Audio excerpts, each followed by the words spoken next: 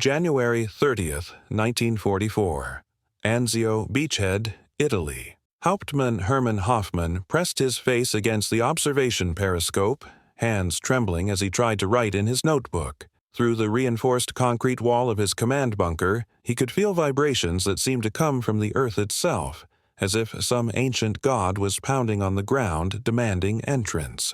What he had just witnessed through that narrow viewing slit had fundamentally changed his understanding of modern warfare. Bunker Luisa, the strongest defensive position in his sector, no longer existed. 4 feet of reinforced concrete, steel reinforcing bars as thick as a man's arm, packed earth berms, overhead cover rated to withstand direct hits from 210mm shells according to Wehrmacht engineering standards. All of it had simply ceased to exist.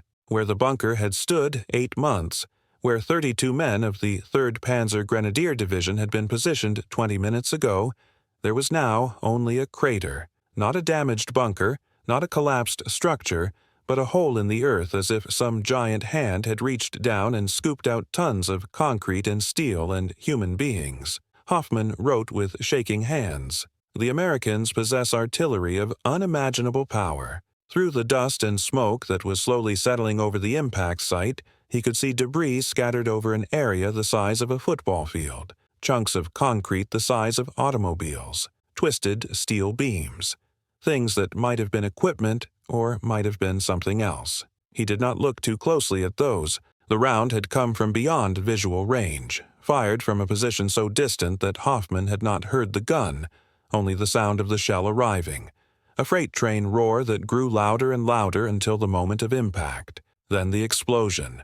A thunderclap that had knocked 2 of his men off their feet, followed by a pressure wave that had made his ears pop despite being inside a bunker nearly a kilometer away. Hoffmann had fought on the Eastern Front. He had survived Stalingrad. He had experienced Soviet artillery barrages that had turned the world into fire and noise for hours. He thought he understood what modern artillery could do, but this was different. This was not area bombardment. This was not saturation fire. This was surgical destruction. A single round that had erased a hardened defensive position with mathematical precision. What he did not know, what he could not know, was that he had just witnessed the combat debut of the M1 240mm howitzer, a weapon that would render every assumption about fortification warfare obsolete. What he did not know was that over the next 16 months, he and thousands of other German soldiers would learn to fear the sound of that approaching shell more than anything else in the war. What he did not know was that the weapon responsible for destroying Bunker Luisa was part of a system that represented everything the United States did better than Nazi Germany: industrial production, technical innovation, precision fire control, and the ability to transform raw materials into devastating battlefield power faster than the enemy could build defenses. The thunder of the 240mm howitzer was about to teach the Wehrmacht a lesson about modern warfare, and that lesson would be delivered 360 pounds at a time.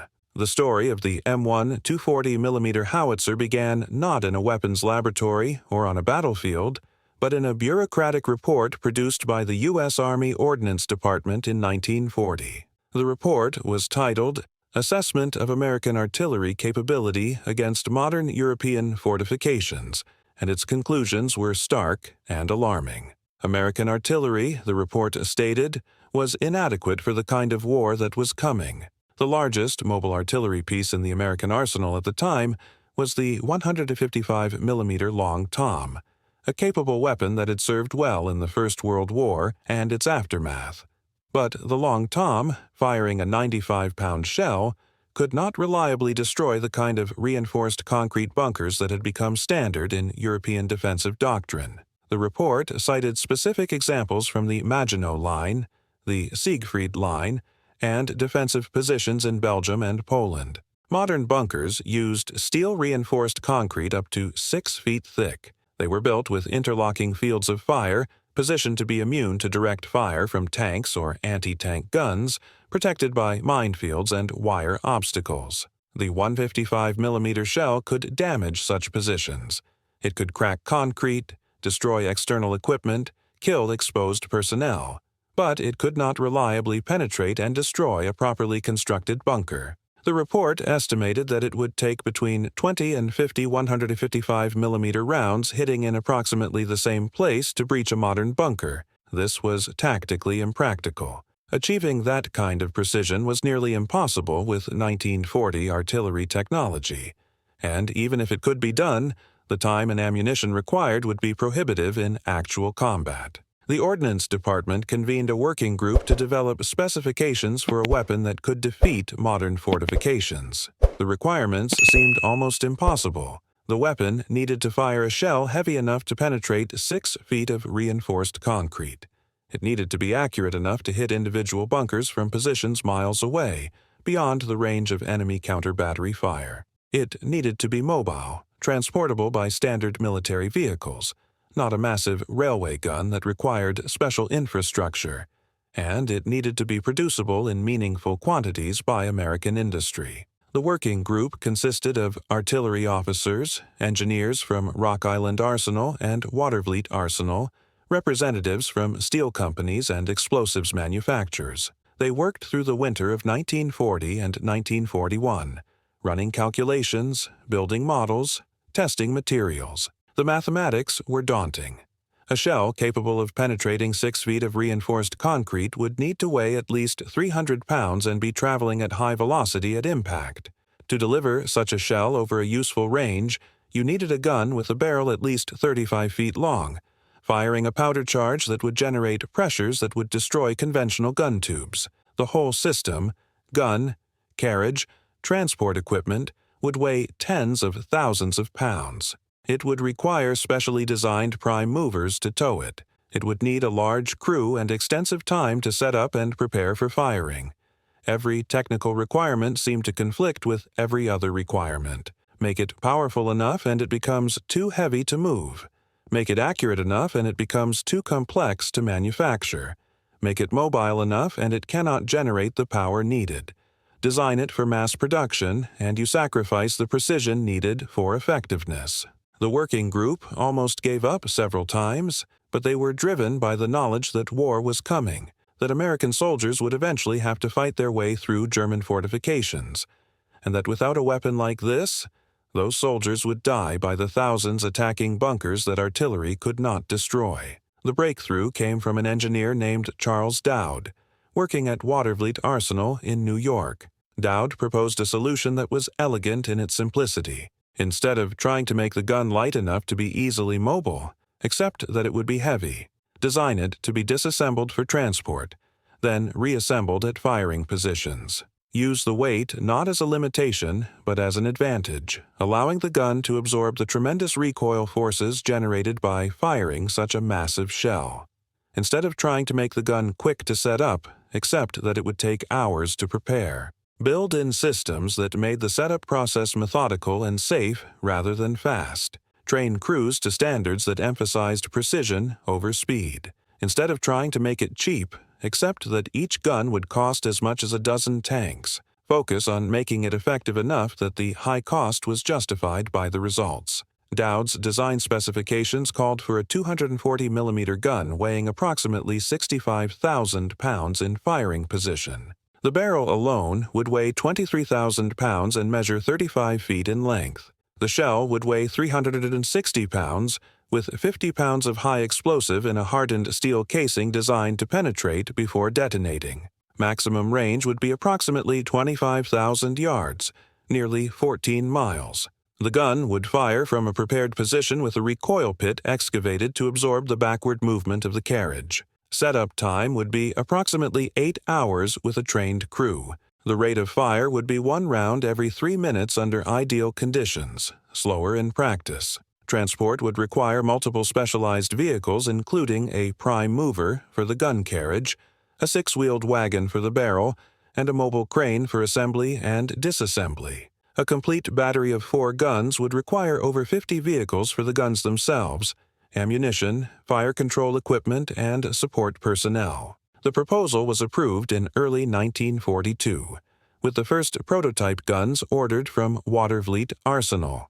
The production schedule called for 6 pilot models by late 1942, with full production beginning in 1943.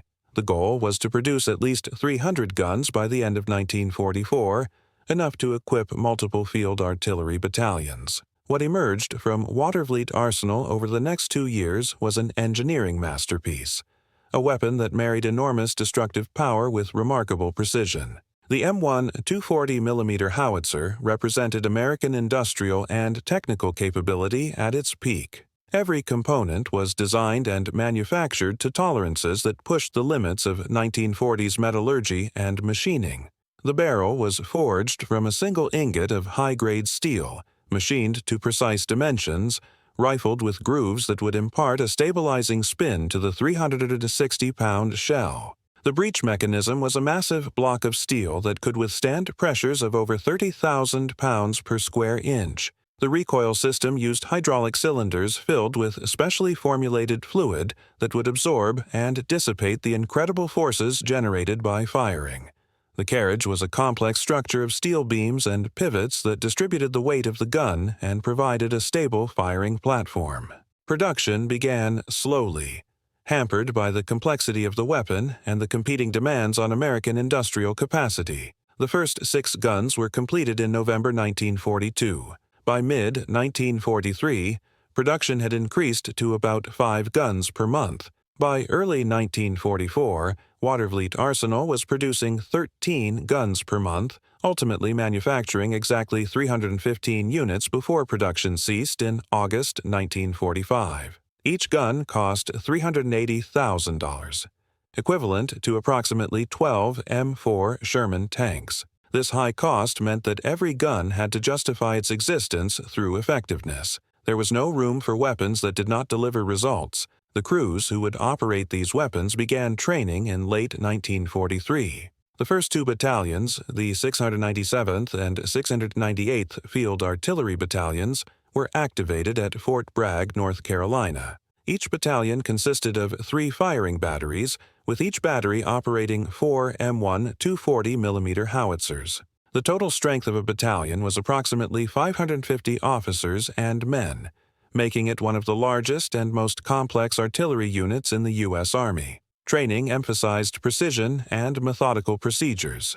Gun crews learned to disassemble and reassemble the weapon, a process that took hours and required coordination between dozens of men. They learned to excavate recoil pits in various soil conditions, calculate correct angles and depths, reinforce the pits to prevent collapse during firing. They learned to operate the M2 crane, a specialized piece of equipment that could lift the massive gun barrel and position it precisely on the carriage. They learned to load the 360-pound shells, a task that required strength, coordination, and extreme care.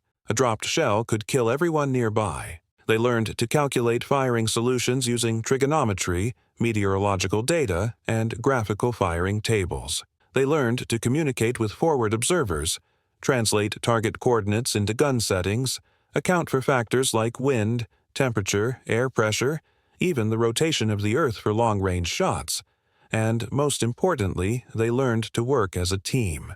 Operating a 240mm howitzer was not something that could be done by individuals. It required 14 men working in perfect coordination, each performing their assigned tasks at exactly the right time. One mistake, one moment of inattention, could result in a misfire, a damaged gun, or casualties. By January 1944, the 697th and 698th Battalions were declared combat-ready. They shipped to Italy, arriving at the Anzio beachhead just as the Allied advance had ground to a halt against German fortifications. The stage was set for the M1 240mm howitzer to prove itself in combat. The Anzio beachhead in January 1944 was a killing ground. The Allies had landed on January 22nd, hoping to outflank German defensive lines and open a path to Rome. Instead, they had been contained within a small perimeter, surrounded by German forces that occupied the high ground and had transformed every hill and ridgeline into a fortress. The German 14th Army, commanded by General der Panzertruppen Eberhard von Mackensen, had spent months fortifying the Alban Hills that overlooked the beachhead. They had constructed bunkers, gun positions, observation posts, ammunition dumps, command centers, all built to the highest Wehrmacht engineering standards. These were not field fortifications thrown up in haste. These were permanent defensive structures designed to withstand the heaviest conventional bombardment. Concrete walls 4 feet thick, steel reinforced roofs covered with earth berms, multiple rooms with interlocking fields of fire, ventilation systems, storage for weeks of supplies, positions for machine guns, mortars, anti-tank weapons. Each bunker was a miniature fortress, and they were positioned to support each other, creating a defensive system where attacking one position brought you under fire from 3 or 4 others. Allied artillery had been pounding these positions for weeks with minimal effect. 105mm and 155mm shells would hit bunkers, create impressive clouds of dust and smoke, kill any exposed personnel. But when the smoke cleared, the bunker would still be there. The concrete cracked perhaps, but not breached. The defenders shaken but alive and ready to resume firing. Infantry attacks were suicidal. German machine gunners in protected positions could cut down attackers before they got within grenade range. Even when Allied forces managed to reach a bunker, they found it almost impossible to destroy with the weapons available to infantry. Satchel charges might blow open a firing port but rarely penetrated the main structure. Flamethrowers terrified defenders but could not reach deep into a bunker complex. Tank fire was largely ineffective, the angles wrong, the armor on American and British tanks insufficient to survive long enough in the open to conduct sustained bombardment. The situation was a stalemate, and stalemates in World War II favored the defender. Every day the Allies remained contained at Anzio was another day the Germans could reinforce their positions. Another day they were not advancing on Rome. Another day the war dragged on. Into this frustrated deadlock arrived the 697th Field Artillery Battalion and their M1 240mm howitzers. The guns were positioned in carefully prepared firing sites several miles behind the front lines, protected by berms and camouflage netting. The crews worked through the night of January 29th, excavating recoil pits, assembling the guns, laying communications wire to forward observer positions, conducting test fires into empty sectors to verify that everything worked correctly. On the morning of January 30th, at precisely 14:30 hours, the first M1 240mm shell fired in combat left the barrel of a gun operated by Battery A, 697th Field Artillery Battalion. The target was a German observation post on Hill 257 in the Alban Hills, designated OP Louisa in American intelligence documents.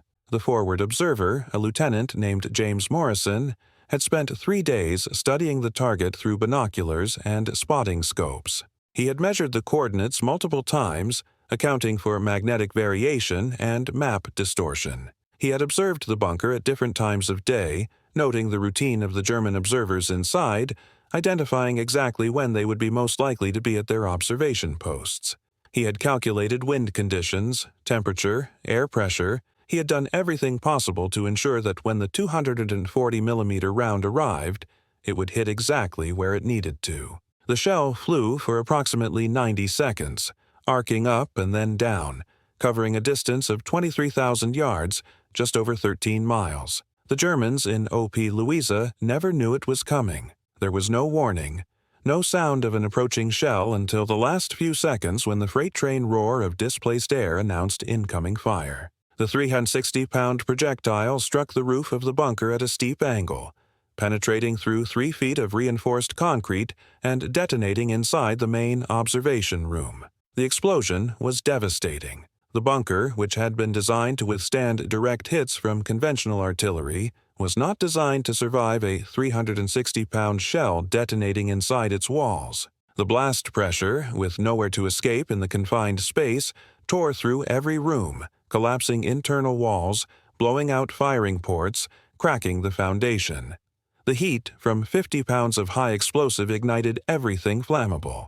The overpressure killed everyone inside instantly, rupturing lungs and organs. When German rescue teams reached the position an hour later, they found a crater where the bunker had stood. The roof had collapsed entirely. The walls had been blown outward, massive chunks of concrete scattered over an area the size of a tennis court. There were no survivors, no intact bodies, nothing that could be identified or recovered for burial. O.P. Louisa had simply ceased to exist. Major Herman E. Smith, commanding the 697th Field Artillery Battalion, documented the effect of this first shot in his unit history. Within hours of our initial engagement, we received intelligence reports from prisoner interrogations. German soldiers were talking about earthquake shells, rounds that made the ground shake for hundreds of meters around the impact point. They spoke of bunkers that had stood for months, vanishing in single explosions. Several prisoners stated flatly that they would refuse to occupy bunkers if American super-heavy artillery was known to be in the area. Over the next weeks, the 697th and 698th Battalions systematically destroyed the German fortification system around Anzio. They fired 2,047 rounds between January 30th and the breakout in late May. They engaged 67 bunkers, observation posts, command centers, ammunition dumps, any hardened structure that American intelligence could locate. Of those 67 targets, 61 were completely destroyed, reduced to rubble and craters. The 6 that survived did so because they had been abandoned by their crews after near misses demonstrated what would happen if a round hit directly. The average number of rounds required to destroy a bunker was 4.8. This was an astonishing figure. It meant that a properly constructed concrete fortification, designed to withstand dozens of conventional artillery hits, could be eliminated with fewer than 5 rounds from a 240mm howitzer. This was not just an improvement in artillery effectiveness. It was a fundamental change in the equation of fortification warfare. The German 715th Infantry Division's war diary, captured after the fall of Rome, documented the psychological impact from the defender's perspective. American super-heavy artillery makes our fortified positions untenable. Casualties from single shells exceed those from day-long conventional bombardments. Men refuse to occupy bunkers within range of these weapons. Morale is severely affected. Defensive planning is impossible when any position can be destroyed without warning. The problem for the Germans was not just the physical destruction, though that was bad enough. It was the psychological impact of knowing that no position was safe. For 3 years, German soldiers had been taught that properly constructed bunkers were the key to defensive warfare. Dig in, build overhead cover, create interlocking fields of fire. If you did these things correctly, you could survive artillery bombardment and stop enemy attacks. The 240mm howitzer made that doctrine obsolete. It did not matter how thick your concrete was. It did not matter how cleverly you positioned your bunker. It did not matter how much earth you piled on top. If the Americans located your position and decided to destroy it, they would drop a 360-pound shell on your head, and you would die. There was nothing you could do about it except abandon the position and hope they did not find your next one. This psychological transformation, from confidence in fortifications to terror of American artillery, was the 240mm howitzer's greatest achievement. It broke the will of German defenders before ground attacks even began. The breakthrough at Monte Cassino in May 1944 demonstrated the 240mm howitzer's ability to crack the toughest defensive positions in Europe. The Gustav Line had held for months against repeated Allied assaults. The line was anchored on the ancient monastery of Monte Cassino, perched on a mountain that dominated the Liri Valley, the main approach to Rome. German paratroopers had transformed the monastery and the surrounding mountains into a fortress system that had defeated multiple Allied attempts to break through. The monastery itself had been controversially bombed in February 1944, reduced to rubble by waves of B-17 and B-25 bombers, but the bombing had actually made the position stronger. The Germans had dug into the rubble, creating bunkers and fighting positions that were almost impossible to locate from the air or from ground observation posts. The ruins provided perfect cover and concealment. Every pile of broken stone might hide a machine gun position. Every crater might conceal a mortar team. The slopes below the monastery were similarly fortified.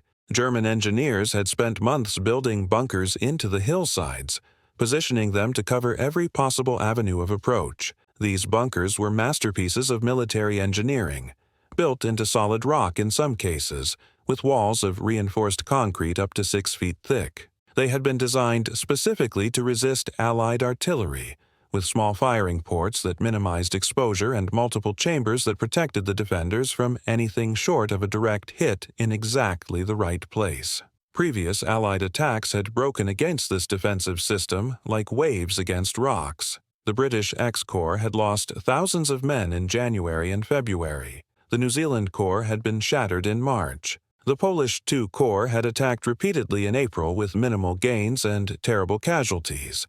The Gustav Line appeared unbreakable. Operation Diadem, launched on May 11, 1944, was a massive, coordinated assault involving over 20 Allied divisions. And for the first time, that assault was supported by the full weight of American super-heavy artillery. The 240th Field Artillery Battalion, equipped with 8 M1 240mm howitzers, moved into positions near Mignano, about 10 miles south of Monte Cassino. From there, they could reach every German position along the Gustav Line. Their primary targets were the reinforced bunkers built into the mountainside below the monastery. These bunkers, designated in American intelligence documents with names like Bunker 42, Strongpoint Alpha, Position Friedrich, had stopped multiple infantry assaults. Conventional artillery had barely scratched them. Now they would face the 240mm howitzer. British Major General Francis Tucker, whose 4th Indian Division had suffered terribly in earlier assaults on Cassino, was invited to observe the 240mm bombardment. He recorded his impressions in his memoirs. I had been skeptical about American claims for their new super-heavy gun. I had seen too many wonder weapons that failed to deliver, but when I witnessed the 240mm in action, I was forced to revise my assessment. The American gunners worked with mechanical precision. Their forward observers identified targets with coordinates accurate to within meters. The Fire Direction Center computed solutions and relayed them to the gun crews. Within minutes, rounds were impacting exactly where they were needed. I watched through field glasses as a German bunker that had held against 3 of our assaults simply disappeared. One moment it was there. A dark slit in the hillside spitting machine gun fire. The next moment there was an explosion that I felt in my chest from 10 kilometers away, and then there was just smoke and falling debris. When the smoke cleared, there was a crater. Nothing else. The bunker, the Germans inside it, the machine guns, the ammunition, everything was gone. Tucker went on to describe the effect on German morale.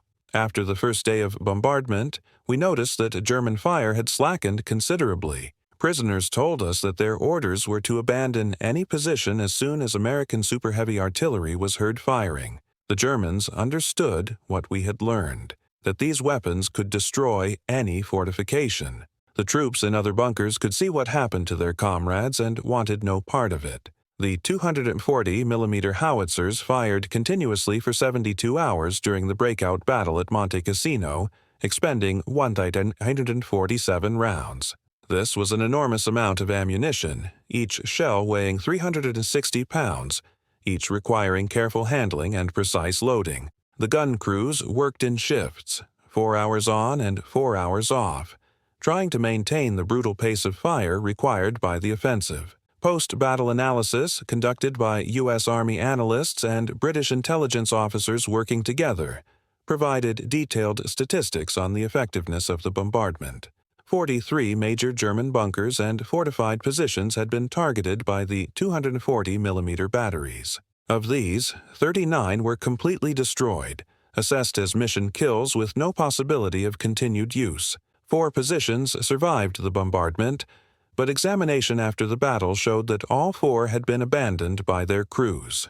The bunkers themselves remained structurally intact, but the Germans inside had fled after near misses demonstrated what would happen if the next round hit directly. The mathematics of destruction at Monte Cassino revealed the weapon's effectiveness in stark terms.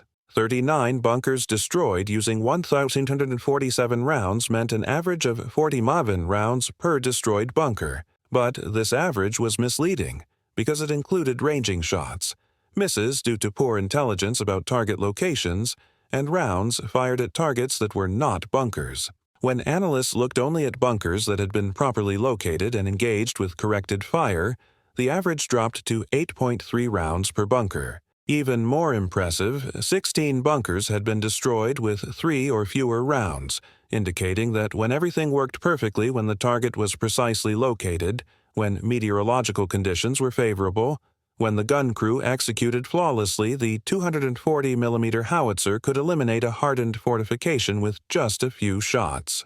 General Fridolin von Senger und Etterlin, commander of the German Verkürtentorpedoed Panzer Corps defending the Gustav Line, was captured in May 1945 and interrogated extensively about the Battle of Monte Cassino. His comments about the 240mm howitzer were recorded in Allied intelligence reports. Your super-heavy artillery changed the nature of defensive warfare. For centuries, the defender had the advantage. A prepared position, properly fortified, could hold against forces many times larger. This was military doctrine, proven by history. But your 240mm gun made fortification suicidal rather than protective. My soldiers, brave men who had fought on the Eastern Front and survived, refused to occupy bunkers when American super-heavy artillery was present. They understood that concrete walls would not save them, that any bunker was just a tomb waiting for its funeral.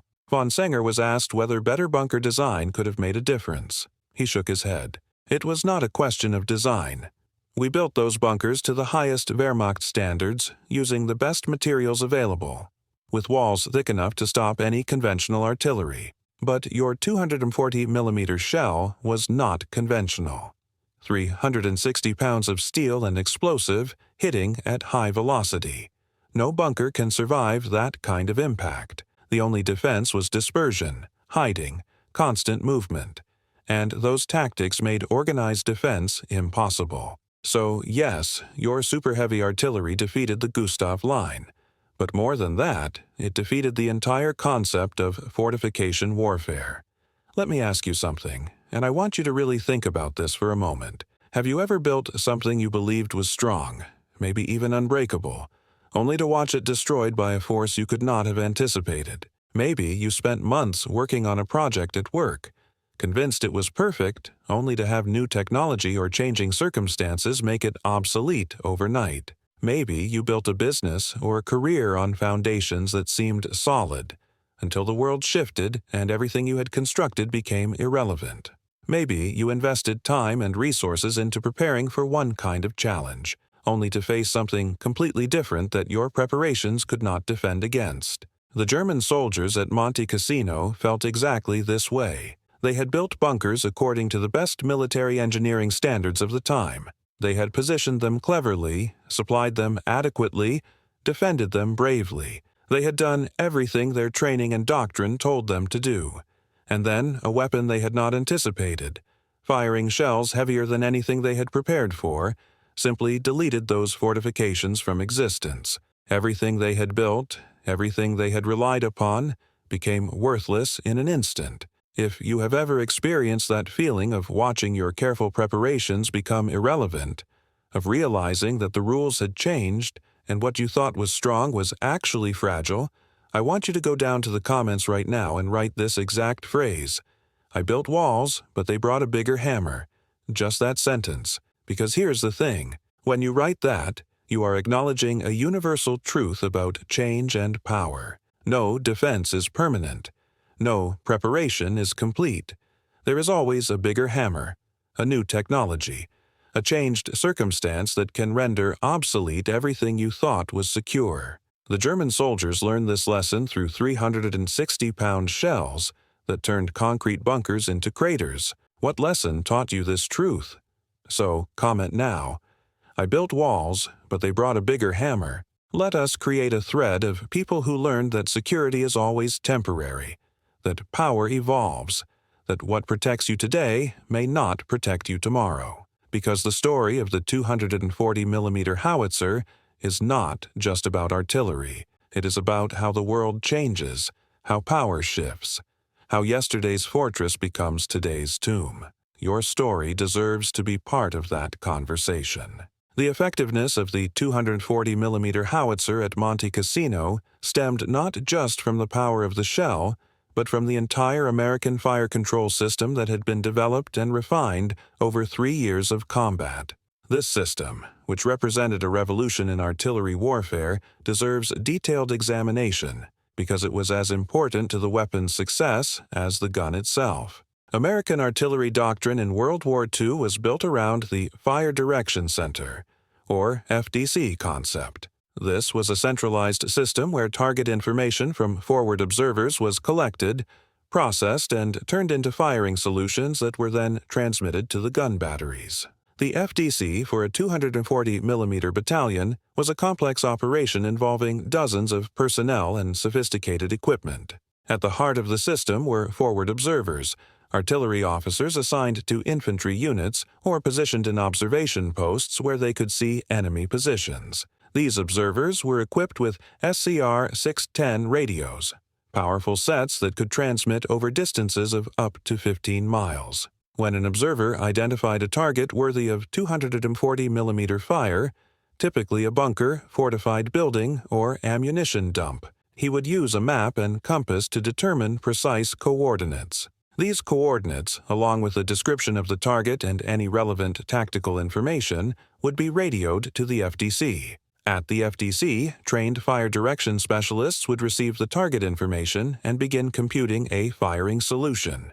This was a complex calculation involving multiple variables. The distance from the gun to the target, measured not as a straight line but accounting for the curvature of the earth for long-range shots. The elevation difference between the gun position and the target, critical for calculating the correct trajectory. The direction to the target, expressed as an azimuth in degrees. Meteorological conditions, including temperature, air pressure, humidity, wind speed, and direction at multiple altitudes. These factors could dramatically affect where a shell landed. A strong crosswind at high altitude could push a 240mm shell hundreds of yards off course. The characteristics of the specific gun and ammunition being used. Each gun barrel wore slightly differently, affecting the velocity of shells fired through it. Each lot of ammunition might have slightly different powder charges or shell weights. Experienced fire direction personnel tracked these variations and compensated for them in their calculations. The FDC used multiple tools to perform these calculations. Graphical firing tables, large charts that showed the relationship between range, elevation, and powder charge. Slide rules, mechanical computers that could quickly multiply and divide to solve trigonometric equations. Plotting boards, large maps where target locations and gun positions could be marked and measured. Trained personnel could take all this information, run it through their calculation process, and produce a firing solution in less than 4 minutes. The solution would specify the gun elevation in degrees and minutes, the powder charge to use, the azimuth setting, any special instructions. This solution would be transmitted by radio or telephone to the gun crew, who would use it to lay the gun, the process of pointing the barrel in exactly the right direction at exactly the right angle. The first round fired would be a ranging shot, intended to determine how close the calculations were to reality. The forward observer would watch for the impact and report back. Short by 200 yards, left by 100 yards, something like that. The FDC would adjust the firing solution based on this report and send corrected data to the gun. The second round would usually be much closer.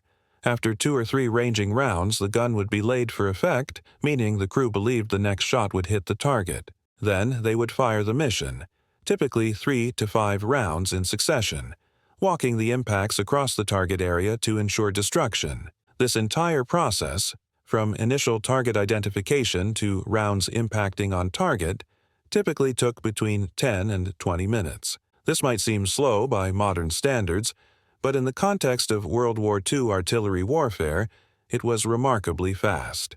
German artillery, by comparison, often required hours to engage targets beyond direct observation range because they lacked the integrated fire control system that made American artillery so effective. The time-on-target technique was another innovation that multiplied the psychological impact of American artillery. This technique involved carefully timing the firing of multiple batteries, so that all their shells arrived at the target simultaneously. A gun battery 5 miles from the target would fire at a different time than a battery 10 miles away, but the shells would all arrive within a 2 or 3 second window. For 240 millimeter howitzers, this meant that a German bunker might receive 6 or more 360-pound shells essentially simultaneously, over a ton of high explosive arriving without warning. The effect was devastating both physically and psychologically. Time on target shoots required precise coordination and excellent communications, both areas where American forces excelled. The Germans, even when they understood the technique, lacked the communications infrastructure and trained personnel to replicate it effectively. Lieutenant Colonel Thomas Hedkin, who commanded the 245th Field Artillery Battalion during the Italian campaign, explained the American approach in a report written in late 1944. We do not conduct barrages in the traditional sense. We do not fire hundreds of rounds in the hope that some of them will hit something important. We conduct surgical strikes. A forward observer identifies a specific target. We compute a solution. We fire, observe, correct if necessary, and fire again. We destroy the target with the minimum expenditure of ammunition. The precision of this approach terrifies the Germans more than volume of fire ever could. They understand that we can reach out and destroy any position they create, and they understand that we can do it efficiently, without wasting ammunition. This means we can sustain these operations indefinitely. We are not running out of shells. We are simply executing targets one at a time, methodically eliminating their defensive infrastructure. The psychological warfare aspect of this cannot be overstated. The Germans know we are destroying their fortifications, but they do not know which bunker will be targeted next. Every man in every position wonders if his bunker will be next. The stress of waiting for a 240 millimeter shell that might arrive at any moment without warning is breaking down their will to resist. The invasion of France in June 1944 brought the 240 millimeter howitzer to the Western Front, where it would face the most extensive fortification system in Europe, the Atlantic Wall. German Field Marshal Erwin Rommel had spent months strengthening coastal defenses, building thousands of bunkers, gun emplacements, observation posts, and strong points. These fortifications ranged from small concrete pillboxes mounting machine guns to massive casemates housing 155 millimeter coastal artillery. 4 M1 240 millimeter howitzers attached to 99th Corps as the 272nd Field Artillery Battalion participated in Operation Cobra, the late July breakout from the Normandy beachhead. The German 352nd Infantry Division, the same unit that had fought so tenaciously at Omaha Beach, had fortified every hedge and crossroads around St. Lo, creating a defensive maze that had stalled the American advance for weeks. These fortifications were different from those at Anzio or Monte Cassino. They were not massive bunkers built into mountainsides, but rather smaller positions optimized for the bocage terrain of Normandy. Concrete walls 2 to 3 feet thick, just enough to stop conventional artillery and tank fire. Low profiles that made them difficult to spot and target. Positions carefully sited to provide interlocking fields of fire across the small hedgerow-enclosed fields that dominated the landscape. The 272nd Field Artillery Battalion brought their 240 millimeter howitzers into action on July 24th, the day before the main infantry assault began. Their mission was to systematically destroy German strongpoints that had survived the massive carpet bombing conducted by hundreds of Allied aircraft. Hill 122, the key terrain feature dominating St. Lo, was fortified with concrete bunkers built into reverse slopes, positioned so they were immune to aerial bombardment. Aircraft attacking from above could not see these positions, could not hit them effectively, but artillery firing from ground level could reach them by lobbing shells over the crest of the hill. Technical Sergeant Raymond Jones, a section chief with Battery A, 272nd Field Artillery Battalion, witnessed the effectiveness of this fire in a way that would stay with him for the rest of his life. He later recorded his memories in an interview conducted in 1988. We could see the Germans through our observation scopes. They thought they were safe in those reverse slope positions, dug into the hillside where the bombers could not reach them. They were probably laughing at the bombers, watching hundreds of aircraft drop thousands of tons of bombs on empty fields while they sat secure in their concrete bunkers. Our observer called in the coordinates. The Fire Direction Center computed the solution. We loaded the round, a 360-pound shell that took 4 men to lift and position in the loading tray. The gun captain checked the elevation and azimuth, confirmed that the gun was laid correctly. The executive officer gave the fire command. We fired. The recoil was tremendous. Even after dozens of firings, it still surprised you. The gun recoiled back into the pit, the hydraulic cylinders absorbing the shock. The ground shook. Dust and smoke filled the air. We could not see the target, could not see the impact. But the observer could. He called back corrections. Up 50. Right 25. We adjusted. We fired again. This time the observer reported target hit. We fired 2 more rounds for effect. When the smoke cleared on Hill 122, the bunker was gone. Just a crater and debris scattered down the hillside. The psychological impact was immediate. German soldiers who had felt secure in their fortifications realized that nowhere was safe. The 352nd Infantry Division began abandoning prepared positions rather than waiting for American artillery to find them. We could see them pulling back, leaving their bunkers empty. It was not that they were cowards. These were veteran troops who had fought since D-Day. But they understood that staying in a bunker when American 240mm guns were in range was suicide. Better to fall back, disperse, use mobile defense rather than static fortifications. The 240mm had rendered their entire defensive strategy obsolete. The German 3rd Parachute Division, which reinforced the 352nd Infantry Division in late July, consisted of elite troops who had fought at Monte Cassino and understood exactly what American super-heavy artillery could do. Their commander, General Lieutenant Richard Schimpf, had specific orders from his superiors to hold St. Lo at all costs. But Schimpf had also learned hard lessons about the futility of static defense against American firepower. He was captured on July 31st during the collapse of the German defensive line and interrogated by American intelligence officers. The transcript of his interrogation provides insight into how German commanders viewed the 240mm howitzer. Your super-heavy artillery made static defense impossible, Schimpf stated when asked about the fall of St. Lo. My men were veterans, trained paratroopers who had held Monte Cassino for months. But at Cassino, we had deep bunkers built into rock. In Normandy, we had field fortifications, adequate for conventional artillery but not for your 240mm guns. When your observers located a position, we had perhaps 10 minutes before shells arrived. Not enough time to abandon the bunker, move to a new position, and prepare for defense.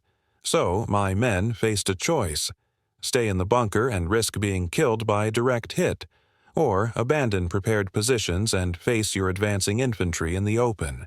Neither choice was acceptable tactically. This is why the line collapsed, not because my soldiers lacked courage, but because you had created tactical conditions where defense was impossible. The interrogator asked Schimpf whether German fortification techniques could have been improved to counter the 240mm threat. His answer revealed the fundamental problem Germany faced. In theory, yes. Build deeper bunkers with thicker walls, position them more carefully, create more redundancy.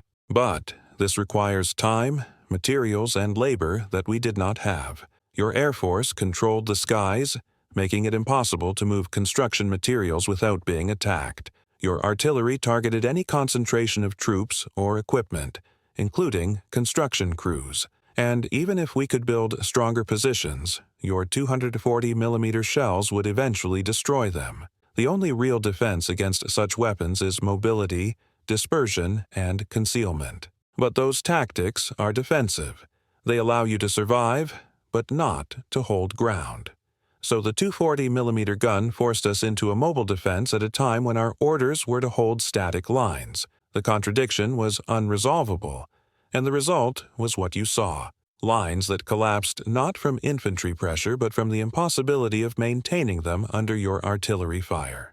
Another German officer, Oberst Hans von Luck, who commanded the 125th Panzer Grenadier Regiment during the Normandy campaign, described the psychological impact of facing American artillery in his memoirs published in the 1980s.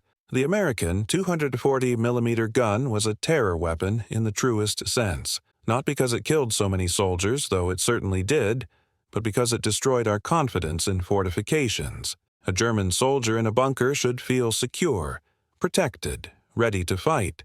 But when 240mm guns were present, that same bunker became a target, a place where you waited to die. The sound of the shell approaching was distinctive, a roar that built in intensity until the moment of impact. If you heard that sound, you had perhaps 2 or 3 seconds to react, not enough time to run, barely enough time to brace yourself. If the shell hit your bunker, you died. If it hit the next bunker, you survived but understood that the next one might be yours.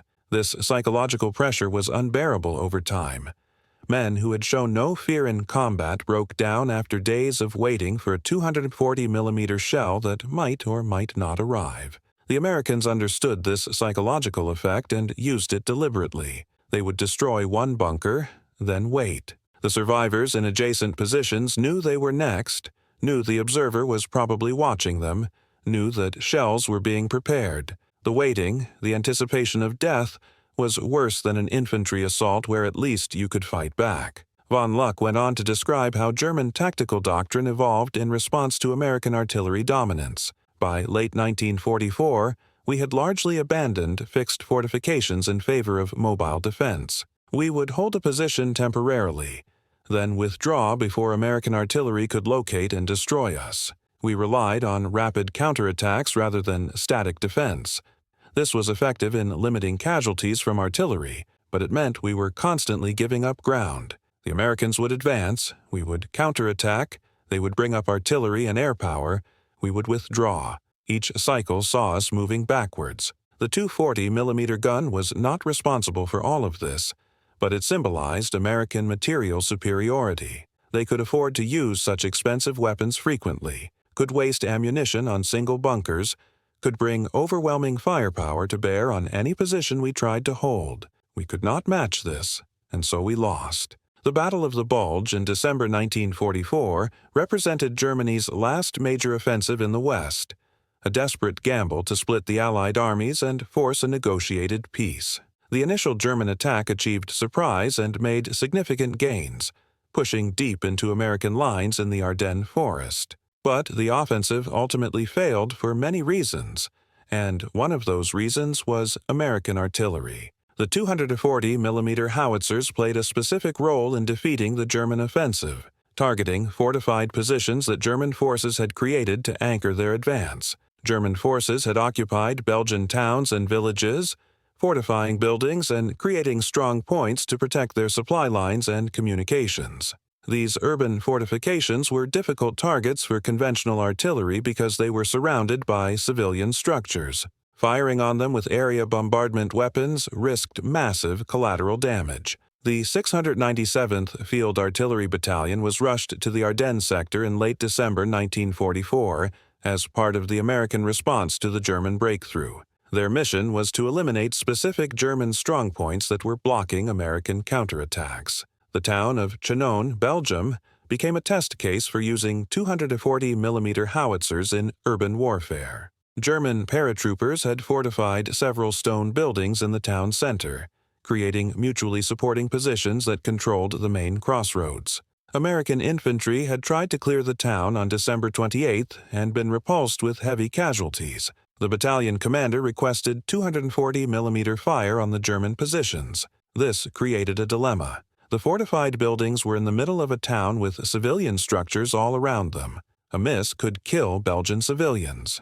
But leaving the German strongpoints intact meant more American casualties in future assault attempts. Major William Henderson, commanding the 697th Battalion, made the decision to fire, but with strict conditions. Each shot would be carefully aimed with multiple ranging rounds. Fire would only be directed at buildings confirmed to be German strongpoints with no civilians present, and firing would stop immediately if civilian casualties occurred. The first mission against Chinon was fired on December 30th, 1944. The forward observer, positioned in a church steeple about 2 miles from the town, had a clear view of the target building. He called in coordinates for a stone building on the main square that had been identified as a German command post. The first ranging round landed 75 yards short, hitting an empty field.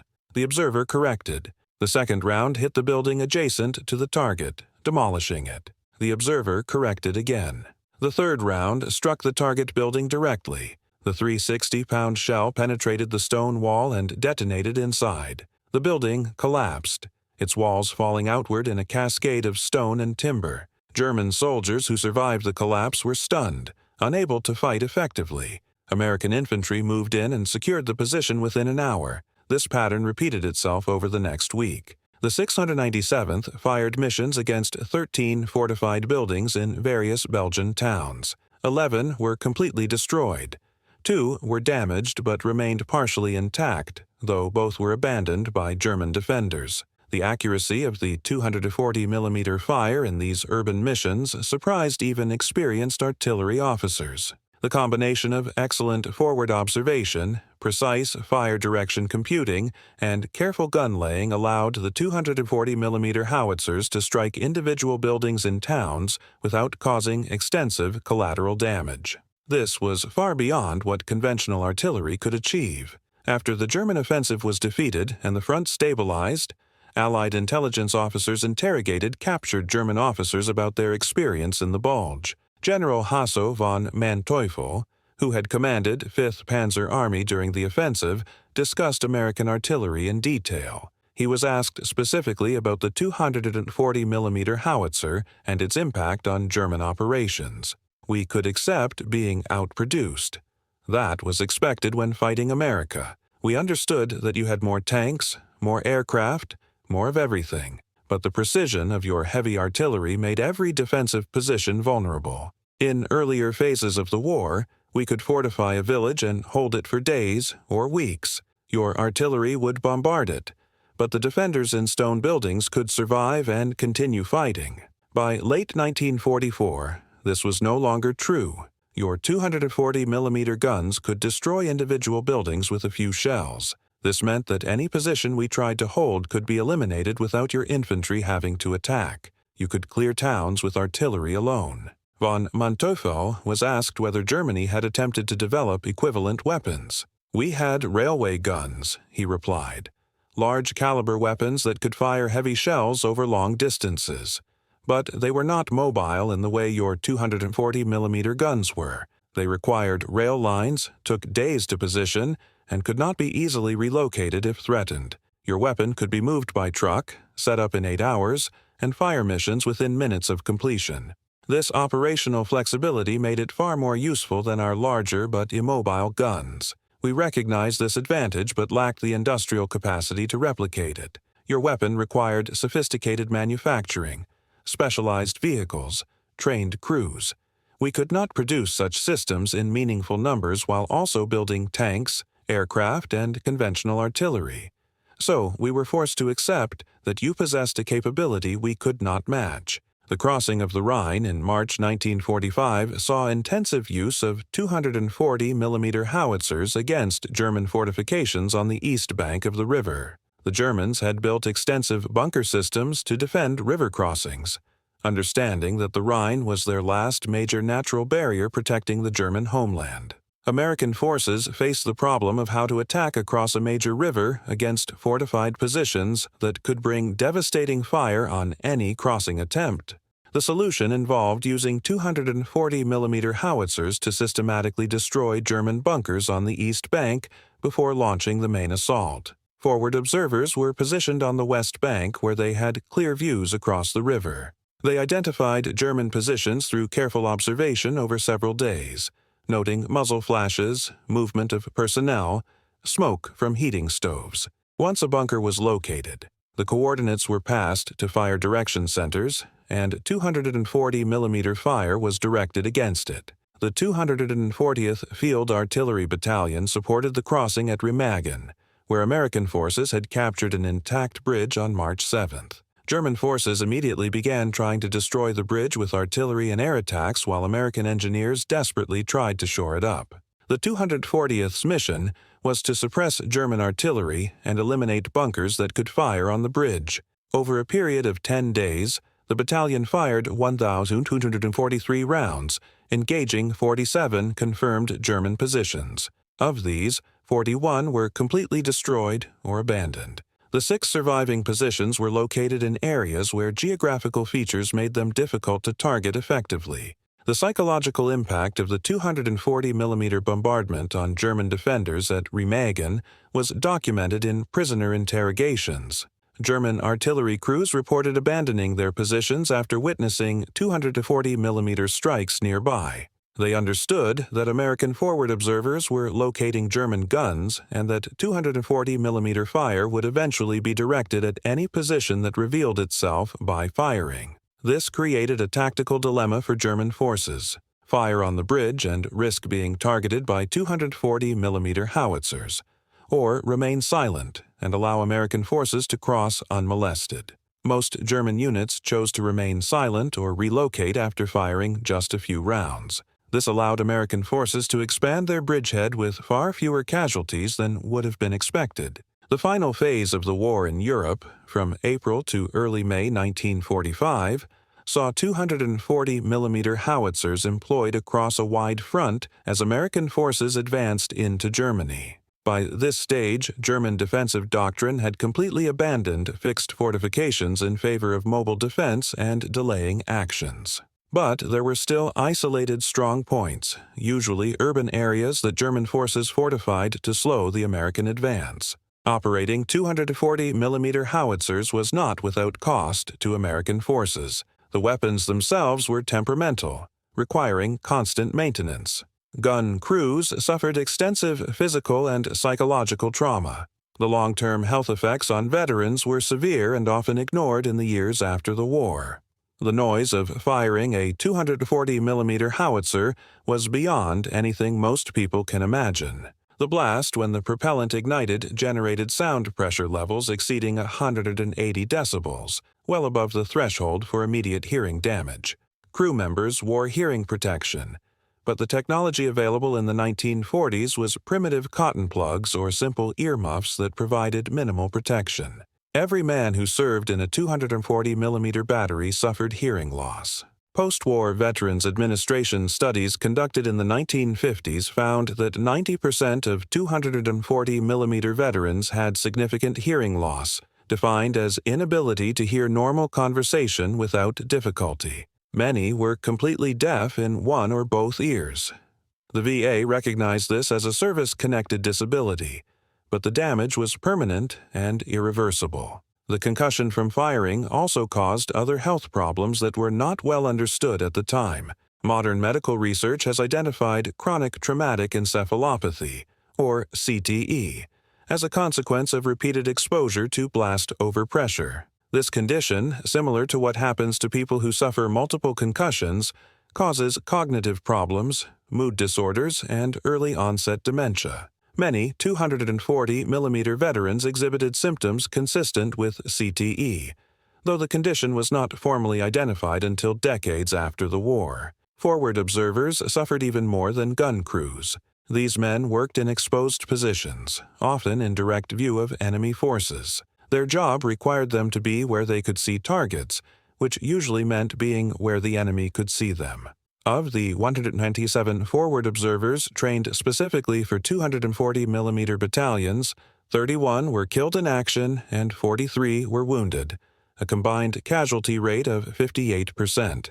This was one of the highest casualty rates for any military occupational specialty in the U.S. Army during World War II, exceeding even infantry rifle platoon leaders. The reason for these high casualties was simple. German forces quickly learned that American artillery effectiveness depended on forward observers. If you could identify and kill the observer, the guns became far less effective. German snipers were specifically trained to target individuals with radios and binoculars, the telltale equipment of forward observers. German artillery would fire counter-battery missions against suspected observation posts. German infantry would conduct raids specifically to eliminate known observer positions. Forward observers knew they were being targeted. They knew their life expectancy in combat was measured in weeks, not months. Yet they continued to do their jobs, calling in fire missions, adjusting rounds, directing the enormous destructive power of the 240mm howitzers onto German positions. The psychological burden of this role was immense. Every mission called in meant German soldiers would die. The observer could see the bunker through his binoculars, could sometimes see movement inside, could watch the shell arrive and the position vanish in smoke and debris. Then he would wait for the smoke to clear and assess the damage. Bunker destroyed. Mission successful. Men dead because of coordinates he had provided. Some observers handled this burden better than others.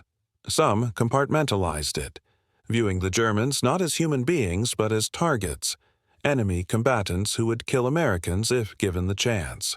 Others struggled with the moral weight of their actions, even while understanding their necessity. Many carried psychological scars for the rest of their lives, nightmares about the positions they had destroyed, the men they had killed from miles away with nothing but radio calls and mathematics. Lieutenant Harold Saunders served as a forward observer with the 272nd Field Artillery Battalion throughout the campaign in Northwest Europe. He participated in over 200 fire missions, directing 240mm strikes that destroyed 31 confirmed German strongpoints. He was wounded twice, once by shell fragments that tore through his left shoulder, requiring surgery and weeks of recovery, and once by a sniper round that hit his radio, destroying the equipment but missing his body by inches. The sniper round incident left him shaken. The bullet had struck the radio he was carrying on his back, penetrating the metal case and destroying the internal components. If he had been standing slightly differently, if the radio had been positioned an inch to the left or right, the bullet would have hit his spine. He would have been paralyzed or killed. After that incident, Saunders became hyper-aware of German snipers, constantly scanning likely positions, moving unpredictably, never staying in one spot longer than necessary. This hypervigilance probably saved his life on multiple occasions, but it also meant he was in a constant state of stress, always on edge, never able to relax even during supposedly safe periods. He survived the war and returned home in 1945, awarded a Silver Star for valor, a Purple Heart with oak leaf cluster for his 2 wounds, and various campaign ribbons. But he did not feel like a hero. He felt like a man who had survived when many of his friends had not, who had killed from a distance using weapons that gave him enormous power but no protection. In an interview conducted in 1987, more than 40 years after the war, Saunders reflected on his service with a mix of pride and pain. The 240mm was our ace in the hole, he said. When nothing else worked, when the Germans thought they were safe in concrete bunkers, we could reach out and touch them. It saved American lives. Every bunker we destroyed was a position that infantry would not have to assault, soldiers who would not have to die charging across open ground into machine gun fire. I knew I was doing something important, something that mattered tactically and strategically. But I also knew what we were doing to the Germans. Those shells did not just destroy bunkers. They killed people, sometimes dozens of people in a single shot. I would call in a mission, watch the rounds impact through my field glasses, see the bunker disappear in a cloud of dust and smoke, and I would know that men had just died horrible deaths because of my coordinates, because I had identified their position and called down fire that they had no defense against. That knowledge was hard to carry then. It is still hard to carry now. Saunders was asked whether he felt his actions were morally justified. He paused for a long moment before answering. War does not allow for moral purity. You make the best decisions you can with the information you have in the moment. Those German soldiers I was killing, they were fighting for an evil regime that had started the war, that had committed atrocities across Europe. If I had not called in those fire missions, they would have killed American soldiers, good men with families waiting for them at home. So, yes, I think what I did was necessary and justified. But necessity does not make it easy. Justified does not mean without cost. I carry those deaths with me. I think about them. I wonder sometimes about the men in those bunkers. Did they have families? Did they believe in what they were fighting for, or were they just conscripts doing what they were ordered to do? I will never know, and that not knowing is part of the burden. You cannot kill from a distance and then claim ignorance of what you have done. Mechanical failures of the 240 mm howitzers were rare, but could be catastrophic when they occurred. The tremendous pressures generated by firing put stress on every component of the gun. Barrels would wear out, requiring replacement after firing several hundred rounds. Recoil systems would fail, sometimes causing the gun to flip backwards out of its recoil pit. Breech blocks would crack under repeated stress. On March 3, 1945, near Prüm, Germany, a 240 mm howitzer suffered a catastrophic failure when a round detonated prematurely in the bore of the gun. The explosion destroyed the barrel, killed 5 crew members instantly, and wounded 8 others. Investigation revealed that a faulty fuse had detonated the shell before it left the barrel, causing the catastrophe. This incident led to improved quality control procedures for ammunition production and more rigorous inspection protocols before rounds were loaded. But it also highlighted the inherent dangers of operating such powerful weapons. The men who served these guns were not just artillerymen. They were dealing with barely controlled explosions that could kill them as easily as they killed the enemy. The logistical burden of operating 240 mm battalions was immense and often underappreciated. Each battalion required 67 vehicles, a number that included prime movers to tow the guns, specialized wagons to transport the barrels, mobile cranes, ammunition carriers, fuel trucks, maintenance vehicles, communications vans, and all the support vehicles needed to keep the battalion functioning. Moving a 240 mm battalion from one location to another was a major operation that required careful planning and coordination. Roads had to be scouted to ensure they could handle the weight of the vehicles. Bridges had to be inspected to confirm they would not collapse under fully loaded ammunition trucks. Routes had to be secured by infantry to protect the slow-moving column from German attacks. Fuel consumption was staggering. Each prime mover burned approximately 10 gallons of gasoline per hour while towing a gun. Moving a battery of 4 guns a distance of 50 miles could easily consume 500 gallons of fuel. Multiply this by the number of 240 mm batteries operating in various sectors, and the total fuel requirement reached thousands of gallons per day just for movement, not counting the fuel needed for generators, vehicles, and support equipment. Ammunition supply was even more challenging. Each 240 mm shell weighed 360 pounds and required careful handling. They were transported in specialized trucks with padding to prevent damage during movement. A typical fire mission might use 20 to 30 shells. A day of sustained fire could easily expend 100 rounds or more. This meant that ammunition trucks were constantly moving back and forth between ammunition supply points and gun positions, bringing forward shells and removing empty casings. The weight of the guns and their constant firing damaged roads significantly. A fully loaded gun in firing position exerted tremendous pressure on the ground.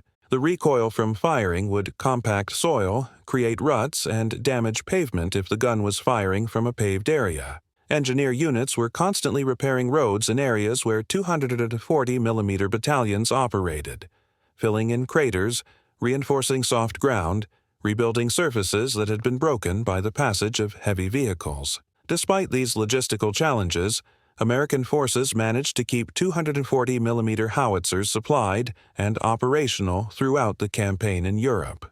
This logistical success was as much a part of the weapon's effectiveness as its destructive power.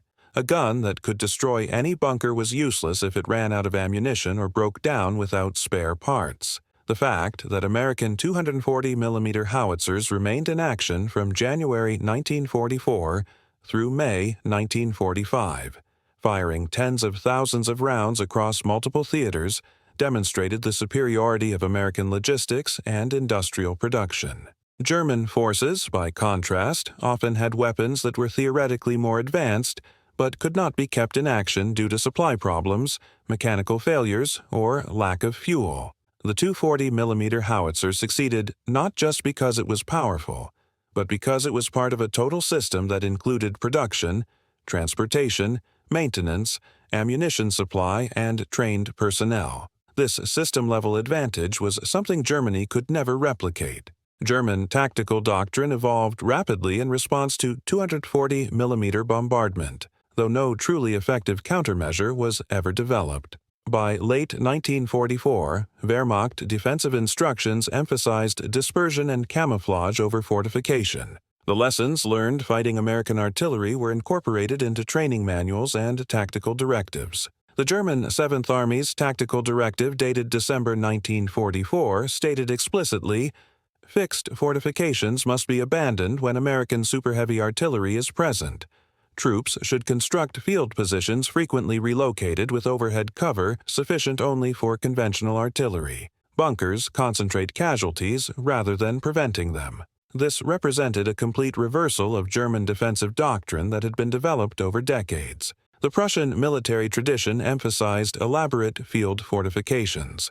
The lessons of World War I had reinforced the importance of concrete and steel in defensive positions. The Eastern Front campaigns had shown that well-constructed bunkers could hold against Soviet mass assaults. All of this accumulated tactical wisdom was thrown out in response to one weapon. The 240mm howitzer had rendered fortification warfare obsolete, at least when facing an enemy with air superiority, good forward observation, and unlimited ammunition.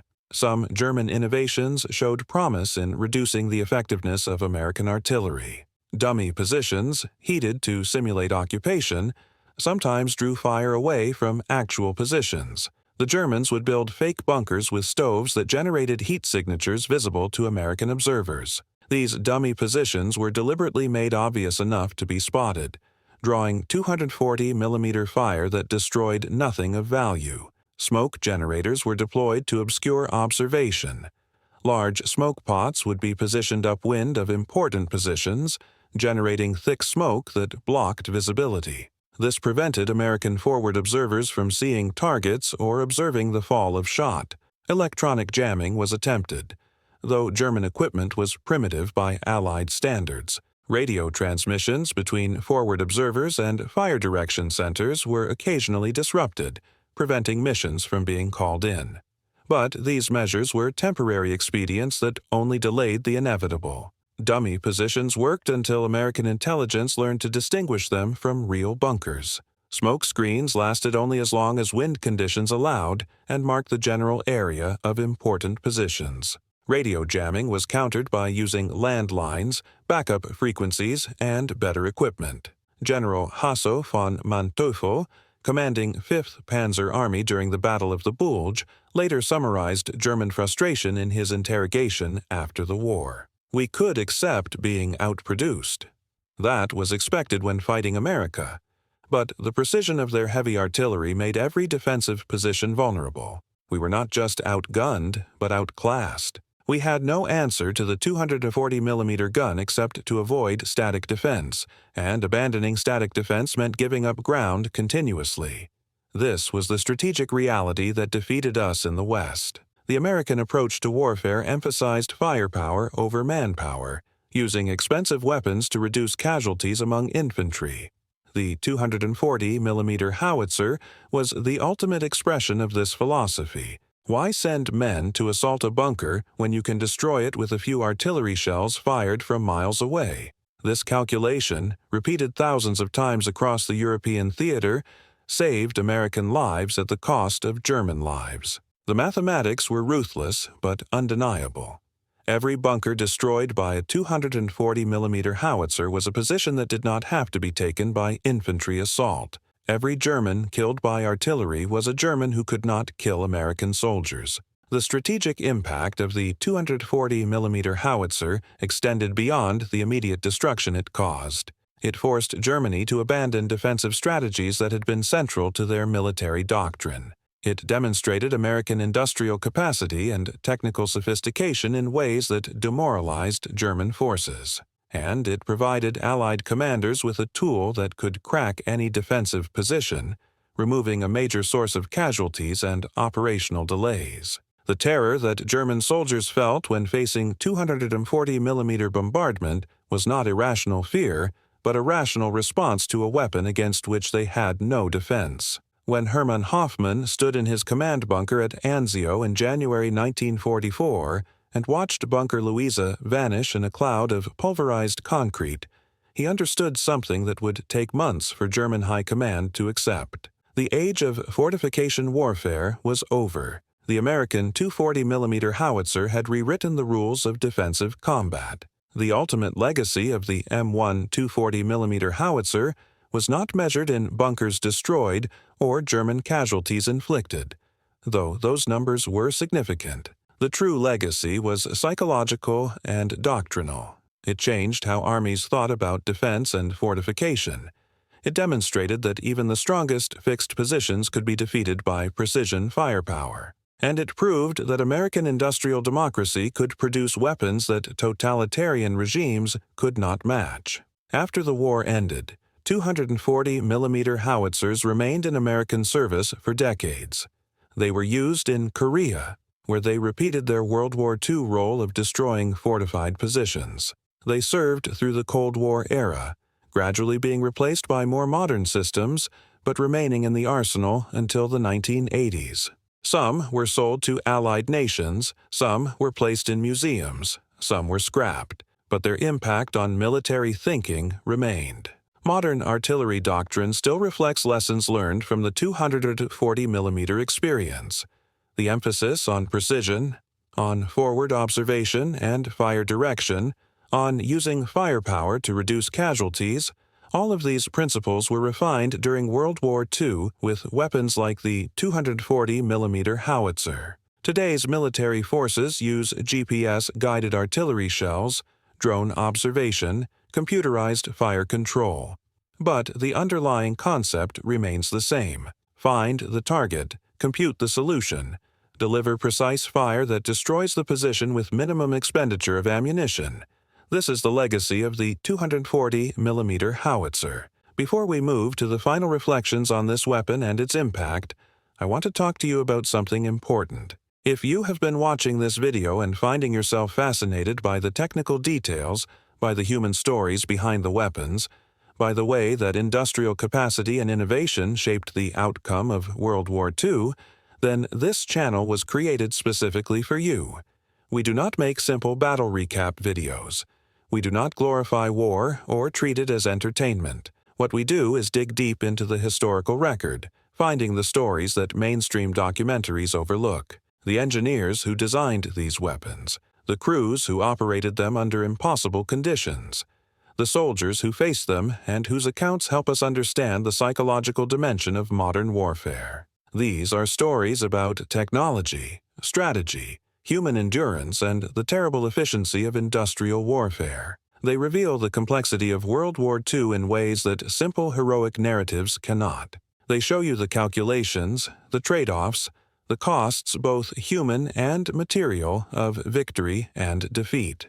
If this kind of deep, detailed, historically rigorous content speaks to you, I want to ask you to subscribe to this channel right now, not because I am trying to hit some arbitrary number, but because your subscription tells me that this work matters, that the technical specialists, the artillery crews, the forward observers who operated weapons like the 240mm howitzer deserve to be remembered and honored for their service. We release videos like this every week, deep dives into weapon systems, tactical innovations, engineering decisions that changed the course of battles, content that respects your intelligence and your interest in understanding how wars are actually fought and won. So, subscribe now, turn on notifications, and join a community of people who appreciate military history that goes beyond superficial accounts to explore the technical and human realities of warfare. Now, let us return to the final legacy of the 240mm howitzer and what it teaches us about power,